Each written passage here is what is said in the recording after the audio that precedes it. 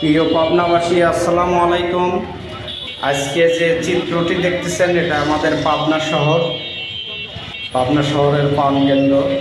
এখানে সব ছাত্ররা ট্রাফিকের দায়িত্ব পালন করতেছে এবং যানজট যাতে না হয় সেটা প্রতিরোধ করার চেষ্টা নিচ্ছে তারা, এই ছাত্ররা।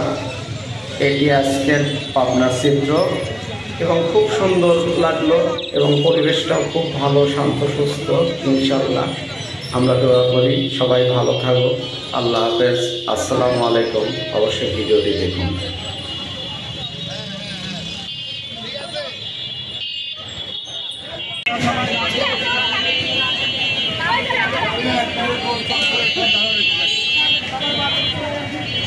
আমি তো মনে একটা গোল ঘর আছে না, একটা গোল এই ঘরের মধ্যে